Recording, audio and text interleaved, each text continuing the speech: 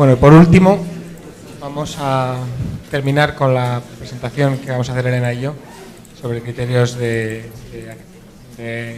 accesibilidad en edificios existentes. Y bueno, intentaremos hacerlo lo más rápido y ameno posible, para, supongo que estaréis cansados, así que bastante intenso.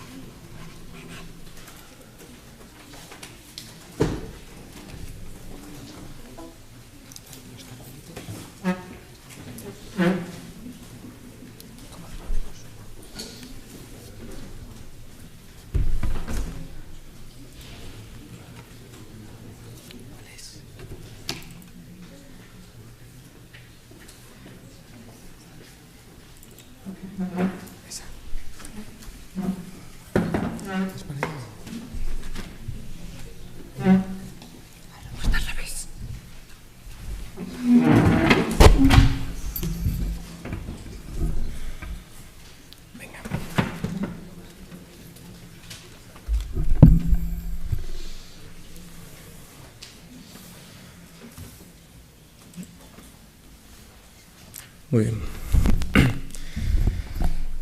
Bueno, vamos a tratar de contaros brevemente los trabajos que se han ido realizando por parte del Instituto para el Ministerio relacionados con los criterios de intervención en edificios existentes relacionados con la accesibilidad.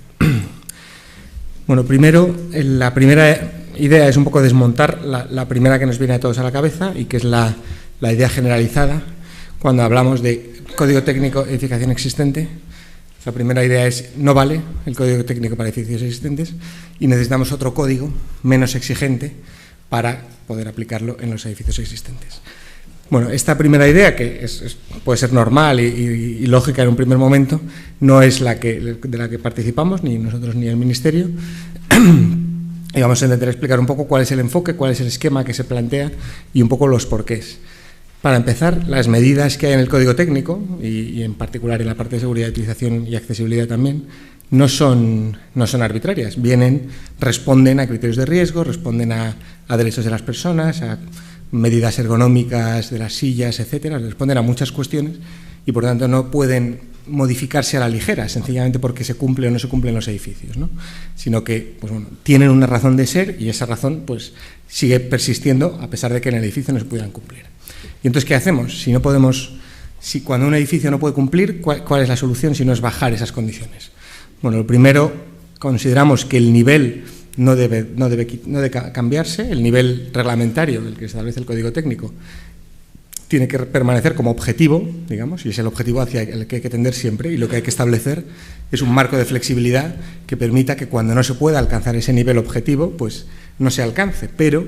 digamos, no modificarlo, porque en cualquier caso, primero entraríamos en una contradicción, que algunos edificios podrían cumplirlo y no lo cumplirían si lo rebajásemos, y luego, pues, que responde, como os decía, a cuestiones que están razonadas, ¿no? Es importante, en este gráfico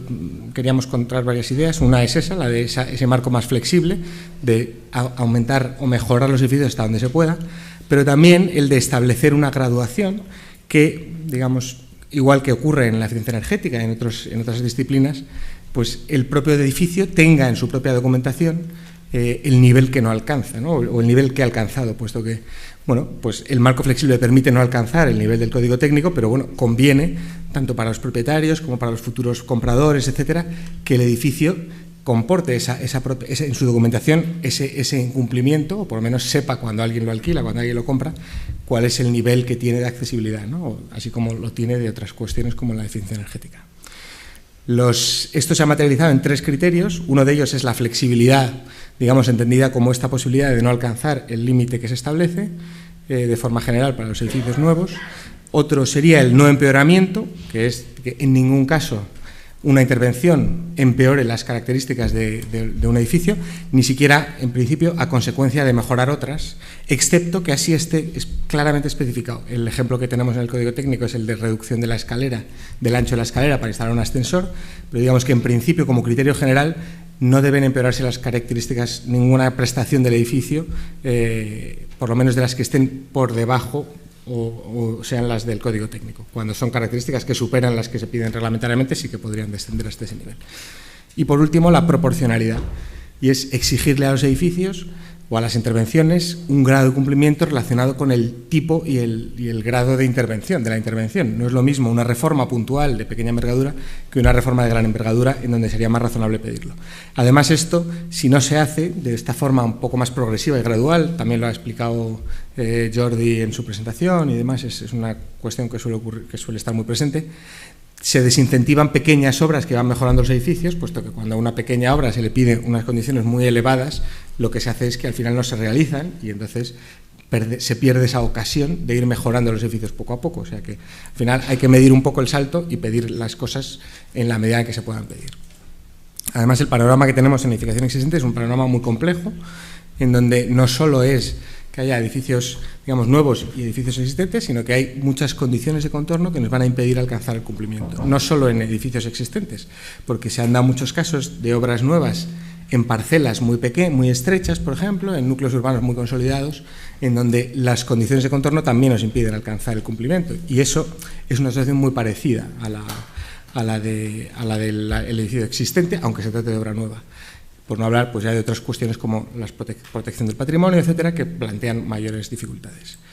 En este caso, el panorama es tan complejo y los casos, cada uno, son tan distintos de los otros y tan particulares, que es muy difícil dar recetas universales, dar criterios que puedan servir para todos los casos, y al final todo el esquema descansa un poco en un estudio particular de caso a caso. Los criterios son bastante generales, pero descansan en, digamos, en segundo nivel, en un estudio muy particular de cada caso, porque no se puede hacer de otra manera. Y, digamos, en dónde se están,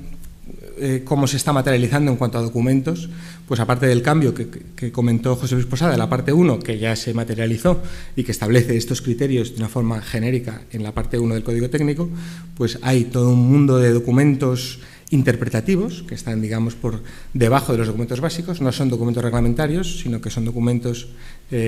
interpretativos que interpretan, aclaran o resuelven dudas respecto a lo que sí que está en la reglamentación, en particular los documentos con comentarios y los documentos de apoyo del Código Técnico, y en donde, si los leéis con atención, encontraréis que hay muchísimas criterios interpretativos de actuación en edificios existentes y que van un poco, pues, sedimentando una forma de actuar o unos criterios que se van un poco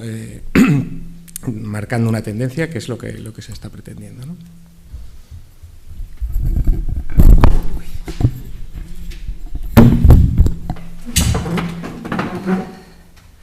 Bueno, independientemente de este marco existente en cuanto a las condiciones de accesibilidad en obra nueva y en intervención en edificios existentes, también y ya desde 2003 se incluyó un nuevo marco de oportunidad de mejora de nuestro patrimonio construido, que se incluyó dentro de la LIONDAO, como ya os han comentado antes, y que ahora está refundido dentro de la Ley General de Derechos de las Personas con Discapacidad. Y este mandato incluye la obligación de hacer accesibles todos aquellos edificios que sean susceptibles de ajustes razonables. Esta obligación, a diferencia del otro marco existente, es que puede obligarnos, a diferencia de las intervenciones, como pueden ser cambios de uso, ampliaciones o reformas, nos puede obligar a, de alguna manera, intervenir en los edificios para hacerlos accesibles sin tener, en un principio, la intención de hacer ninguna obra sobre ellos, ¿no? Con lo que es un marco un tanto difícil de entender muchas veces, ¿no? Porque se confunde con la intervención en edificios existentes, pero yo creo que la diferencia es esta, ¿no? Que nos pueden obligar a hacer a nuestro edificio accesible sin que nosotros en ningún caso tengamos la intención de intervenir en él. Aparte de esto, esta ley también recoge el marco de obligación que, como veis, el mandato nació en 2003, sin embargo, el plazo en el que estos edificios deberían ser accesibles es en 2017 y, sin embargo, vemos que a pesar de todo este tiempo que ha pasado, este mandato ha quedado un poco oculto, no se ha movido y todavía está sin una clara definición desde nuestro punto de vista de cómo se van a llevar a cabo. Desde el punto de vista o desde el análisis de la literatura científica y de las experiencias de otros países de nuestro entorno, como por ejemplo nos ha mostrado Francia esta mañana, pues entendemos que dentro del contexto edificatorio existen principalmente 3 ámbitos distintos de intervención. Por una parte, la adaptación del puesto o de los espacios relacionados con los puestos de trabajo. Por otra parte, las mejoras o la adaptación de los espacios de vivienda. Y por otra parte, la adaptación de los espacios. Y estamos hablando de espacios porque nuestro marco de intervención y de reglamentación es el de los edificios, ¿no? Por último, es lo que estaba diciendo, el de los espacios relacionados con los servicios que se dan al público.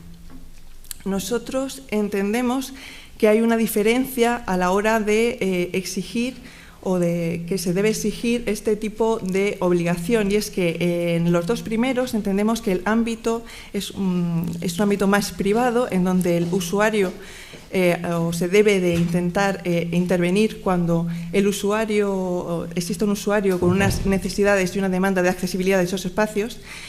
Y puesto que es una persona con discapacidad, con unas necesidades concretas, las actuaciones deben ir derivadas en las mejoras de accesibilidad que vayan encaminadas a mejorar ese espacio para esa persona en concreto, ¿no? Mientras que en los espacios públicos esas mejoras a implementar deben ser más genéricas, puesto que la persona con discapacidad que puede hacer uso de ese servicio pues es más genérica. También desde que apareció la obligación, pues han ido apareciendo pequeñas herramientas que han ido de alguna manera marcando criterios, y desde nuestro punto de vista entendemos que está un pelín más claro dentro de lo que es la adaptación de los puestos de trabajo o la adaptación de edificios de vivienda, que como hemos visto antes con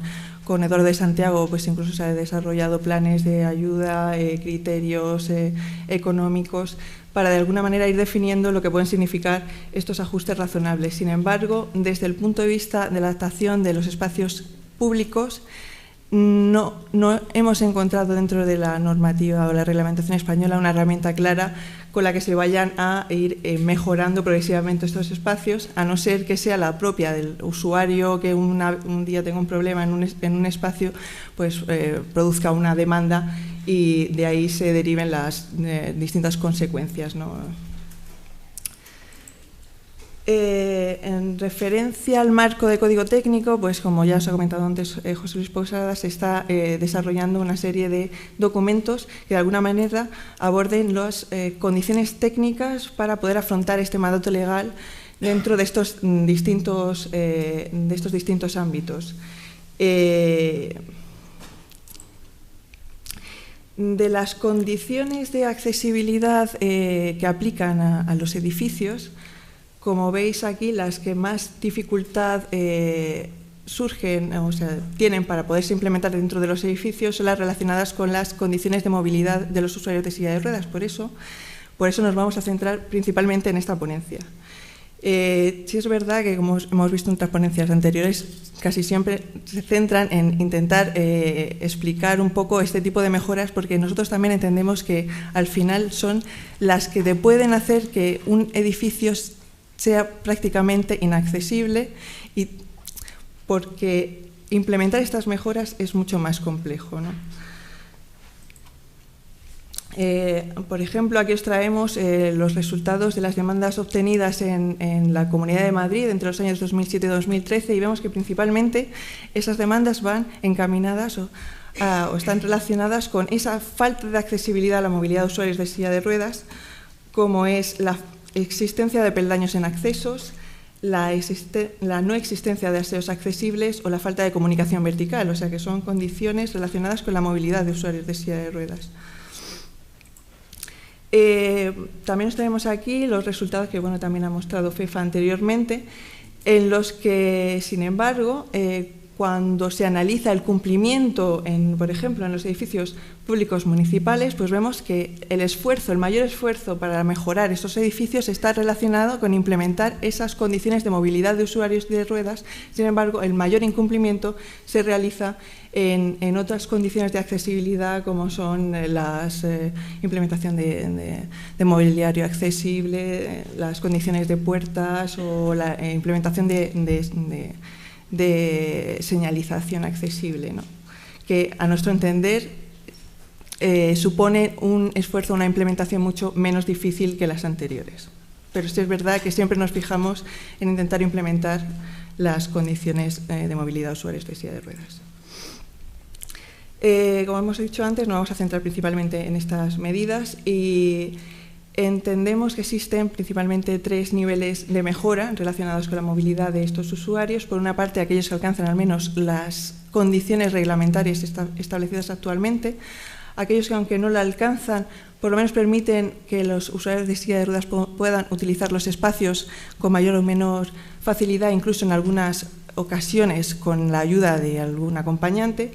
y aquellas en que, aunque no se consiga la accesibilidad a estos usuarios, por lo menos se mejora la accesibilidad a otras personas, como pueden ser personas mayores. Bueno, si entramos, vamos a intentar analizar un poco los diferentes casos y recopilación un poco de casuística que hemos encontrado para contaros un poco esos criterios. La primera son las condiciones de las zonas exteriores en relación con el acceso. Esto ya es algo que ha contado también Jordi y de hecho, bueno, una de las cosas que hemos estudiado a la hora de elaborar todos estos criterios fueron también los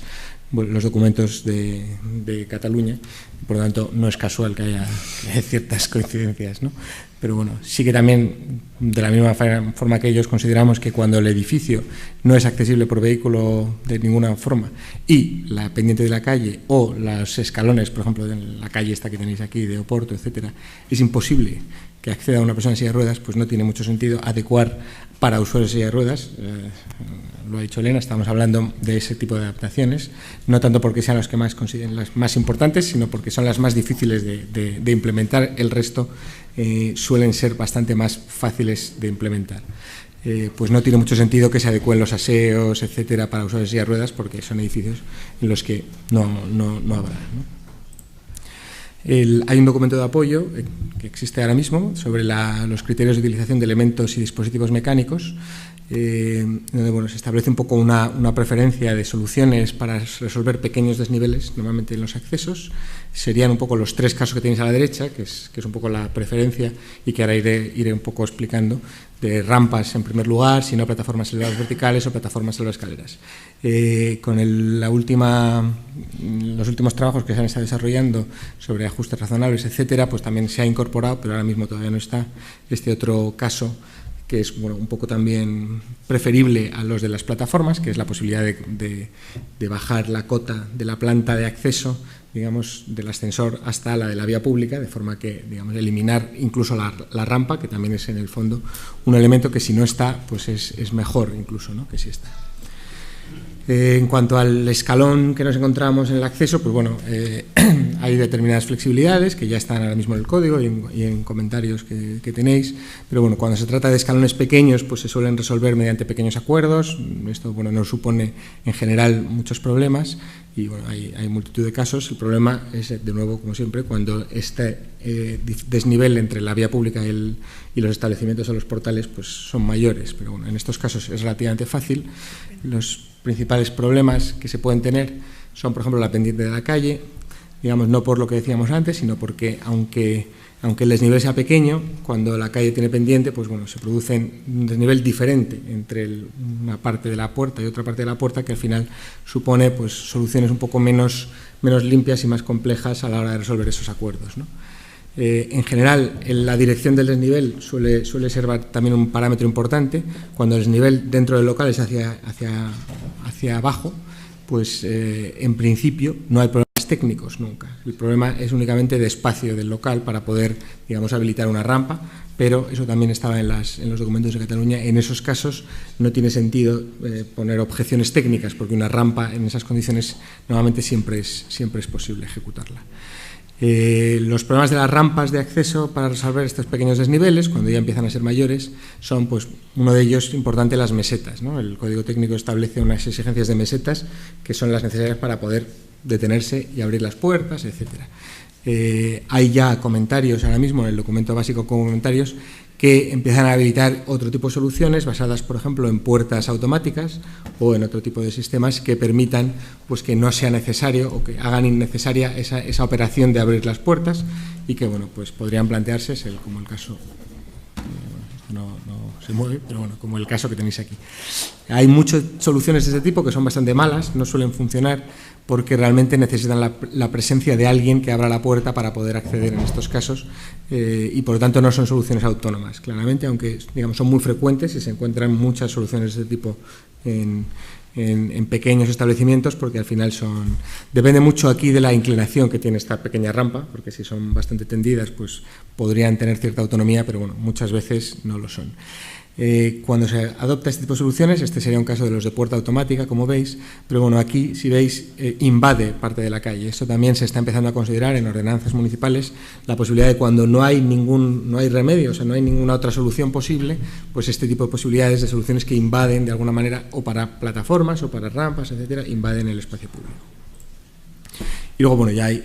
otro tipo de soluciones que, bueno, en general no son muy buenas y son, digamos, peores, que son basadas en pulsadores, timbres, llamar para que elementos portátiles o móviles que puedan disponerse para que alguien suba. O ya de inventos como estos, que eso sí que no son malos, sino son todo lo contrario, pero bueno, suelen ser muy caros, en donde pues son muy tecnológicos, hay varias casas que los hacen y bueno, tienen su interés, aunque bueno, no suelen ser muy asequibles. Lo siguiente son las rampas. Las rampas, digamos, dentro de los portales o en los establecimientos es la mejor solución porque es una solución que vale para todos los usuarios, es una solución permanente, no se estropea, no tiene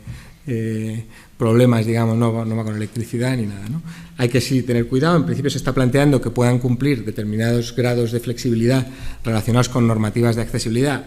anteriores y en donde es tanto mejor una rampa que una plataforma que al final, si es una rampa algo con una pendiente un poco mayor que la establecida en el Código Técnico, seguramente sigue siendo mejor que haya una plataforma que tiene otro tipo de limitaciones, ¿no? Aquí tenéis luego algunos ejemplos de rampas que están muy mal hechas, o sea que no basta con hacer una rampa, sino que hay que intentar hacer la rampa bien. Lo siguiente en preferencia sería una plataforma vertical, como la que hemos instalado en este salón de actos, por ejemplo. Sigue siendo un elemento válido para todos los usuarios, es un elemento, por lo tanto, muy accesible y bastante autónomo, y con el único problema que, bueno, puede estropearse, y eso pues requiere un mantenimiento, requiere una serie de cuestiones que lo hacen algo peor que una rampa, que es un elemento, digamos, mucho más duradero y permanente. Lo siguiente serían las plataformas inclinadas. Como sabéis, todos son ya elementos bastante menos accesibles, valen para muchos menos usuarios y, bueno, en el documento de apoyo se establecen unas condiciones que en principio deberían o son preferibles para combinar el uso de la plataforma con el uso de la escalera simultáneo, ¿no? Exigiendo pues una dimensión libre de la escalera. Esto muchas veces no es posible y se plantea constantemente, pero bueno, y si no es posible, pues bueno, ahí pues dependerá mucho, como os decía, de los casos concretos, de las situaciones, que haya muy poco tráfico de personas, que sea para muy pocas viviendas, etcétera, en donde se pueden plantear ese tipo de soluciones, pero bueno, soluciones como esta, como veis aquí, muy extrema, en donde la plataforma no solo ocupa todo el ancho de la escalera, sino que además ni siquiera se ve todo el recorrido desde abajo y genera otro tipo de problemas, ¿no? Y ya por último hay otro tipo de elementos que no son en absoluto autónomos, que el propio documento desaconseja, como las sillas o las escaleras, porque bueno, no están ni siquiera al mismo nivel que el resto. Respecto a los pequeños establecimientos, las condiciones que nos van a limitar o digamos a influir mucho es la superficie del establecimiento, puesto que una rampa ocupará mayor o menor espacio y por lo tanto es un porcentaje importante de ese espacio. También la superficie ocupada por los aseos accesibles y si se trata de establecimientos con una compartimentación o son más bien diáfanos, en donde es bastante más fácil adecuar.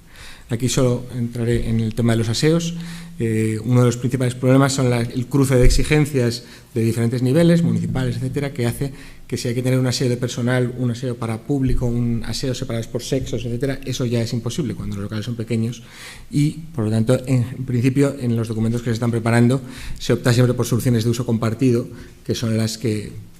cuando hay poco espacio, son las únicas posibles, y es pues tanto compartir los aseos de personal con el público como los de diferentes sexos, como aseos y vestuarios, etcétera. Digamos, soluciones que aúnen en un solo espacio los diferentes servicios que se requieren, ¿no? Por ejemplo, aquí tenéis un caso de un único aseo, tanto para hombres como para mujeres, para personal y para el público, etcétera, ¿no? Cuando ya los establecimientos son grandes establecimientos, pues no hay problema, y sí que se pueden disponer aseos para el público y aseos para el personal, que es lo que exigen las leyes, ¿no? Ya se están adoptando en muchas ordenanzas pues este tipo de medidas. Pues, por ejemplo, en Madrid salió una ordenanza que permitía que exista un único aseo unisex siempre que sea accesible para discapacitados, cuando en pequeños establecimientos y demás, que bueno, es un poco avanzar en esta línea. Otro bloque de mejoras está relacionado con la instalación de ascensores en edificios de vivienda, que yo creo que es un tema bastante demandado, ¿no? Pero también está, yo creo que bastante claro ya, bastante reglado, ¿no? Por muchas ordenanzas municipales. Existen, bueno, este tema también lo tratamos dentro del documento que estamos elaborando, y desde nuestro punto de vista existen tres tipos de intervención diferentes. Primero, las intervenciones de instalación de ascensor en zonas comunes de los edificios, que son las que normalmente se prefieren, ¿no? A la hora de dar licencia, y que pueden consistir, pues, como vemos aquí, en la instalación de ascensores en huecos de escalera. El tema que antes nos ha comentado Juan, ¿no? De incluso soluciones tan extremas como esta, que para colocar una pequeña cabina, porque es la única manera que casi hay de dar accesibilidad al edificio, pues ha requerido incluso de la reducción de la escalera, y ahí está el ver hasta dónde se puede reducir, qué se puede reducir. Necesito establecer también unas medidas que compensen esas reducciones de los déficits, de las condiciones de seguridad que existían antes. Esas cosas también las estamos intentando empezar a arreglarlas, ¿no? Para que no queden tan indefinidas. Otro caso, como en la instalación de ascensores en zonas amplias comunes, o otro caso muy típico es el de la instalación de ascensores en patios de luces, que en muchos casos son extremadamente pequeños, ¿no? Y que también aquí de alguna manera entrarán en conflicto con condiciones preexistentes de ventilación, iluminación y vistas rectas, que en muchos casos incluso incumplen normativa, ¿no? Y que hasta cuándo se puede llegar, hasta qué se puede es aceptable y viable y se puede aceptar como caso a mejorar, ¿no? Pues en esos tipos de intervenciones también estamos intentando dar criterios que de alguna manera nos ayuden a tomar las decisiones. Otro tipo de intervención para evitar que los ascensores desemboquen a media meseta de planta, ¿no? Y que al final pues tenga un tramo intermedio de escaleras, con lo que no es accesible, pues se están colocando ascensores de forma que este desemboque a nivel de acceso de vivienda, de forma que no es el ascensor el que está invadiendo esa zona de patio, sino que, bueno, es en este caso la escalera, pues otro caso más. Otro segundo tipo de intervención es la de la instalación de ascensores en fachada. En este caso, en muchas ocasiones se requiere que las ordenanzas municipales, pues de alguna manera, permitan que se pueda situar estos núcleos de comunicación en zonas de uso público, ¿no? Si estas no pertenecen a los propios edificios, y como veis pueden ser pues la construcción de un núcleo de comunicación completo en el exterior, o de soluciones más compactas como es esta, o incluso la duplicación del elemento de comunicación vertical independientemente de donde se encuentre la escalera, con lo que el ascensor, se produciría una duplicidad de acceso a la vivienda.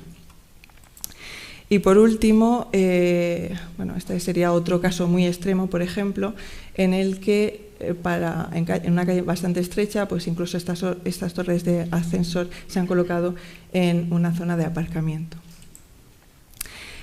Por último, existe otro tipo de intervención, que es la de instalación de ascensores en las zonas de uso privativo. Estas son las menos comunes, puesto que se parte de edificios que normalmente son de viviendas de muy escaso tamaño. Entonces los propietarios se encuentran reacios, ¿no?, para ceder zonas de su escasa vivienda para instalar ascensores, ¿no? Normalmente, si se ceden, están relacionadas con patios o con zonas de tendederos, como es este caso, ¿no? Pero situaciones como esta, en la que directamente el ascensor se sitúa dentro de la zona de vivienda, pues no se ven, a no ser que sea una rehabilitación integral que afecta ya a la distribución incluso de la vivienda interior. También en este caso, para implementar este tipo de soluciones, muchos ayuntamientos se han atrevido a incluir una herramienta bastante polémica, que es la de expropiación, sobre todo para el caso de facilitar la instalación de ascensores, pues en esos patios que pueden pertenecer a locales comerciales en planta baja o a viviendas, ¿no? Bueno, y ya como última diapositiva, y para no cansaros mucho más, os hemos traído unas conclusiones sobre lo que estamos trabajando, en las que entendemos que en esas expectativas de incluir o incorporar las condiciones de movilidad de usuarios de silla de ruedas, entendemos que siempre debe intentarse alcanzar el mayor nivel de accesibilidad para todos, pero por lo menos y al menos la movilidad de usuarios de silla de ruedas, que son las más difíciles siempre de afrontar, ¿no? Que, como hemos visto, es mucho más difícil en establecimientos de pequeño tamaño, que habrá que intentar medir, como se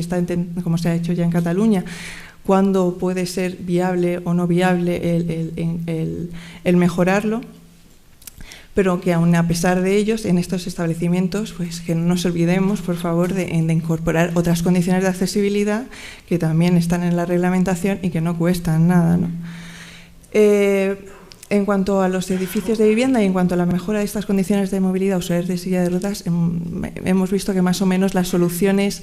que alcanzan ese nivel más o menos de facilitar la accesibilidad a personas con usuarios de silla de ruedas se puede alcanzar en edificios de bloque abierto más o menos de forma razonable,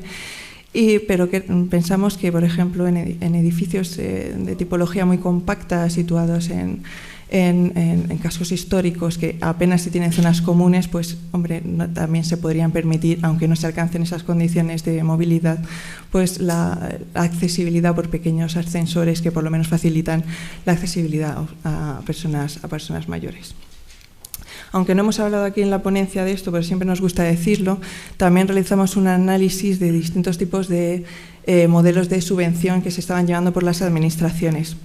A nosotros nos gustaba más, no sé si todavía lo continúan haciendo, el modelo en el que de alguna manera se subvencionaba más cuanto mayor nivel de accesibilidad se conseguía, puesto que en muchas ocasiones permitía que las comunidades de vecinos eligieran soluciones mucho más accesibles frente a otras que, por ejemplo, la situación de un ascensor, si tenían que elegir entre la situación de un ascensor que desembocara a media meseta de escalera en lugar de hacer una obra de reconfiguración de la escalera para que ese ascensor desembocara a nivel de planta, pues está claro que la primera es más económica. Si tú no distingues entre la primera y la segunda y no de alguna manera promueves con mayor subvención que se haga mejor la obra, pues las comunidades en un principio a lo mejor pueden elegir la primera solución, que es más económica, con lo que al final estamos haciendo un gasto desde las administraciones que entendemos que puede producir problemas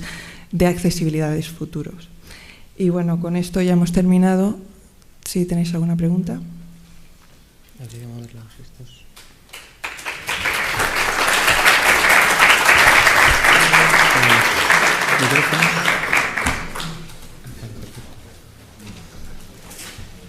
¿No tenéis preguntas? Estamos todos ya muy cansados. Pues nada, mañana seguimos. Ha sido un día intenso. Gracias por venir.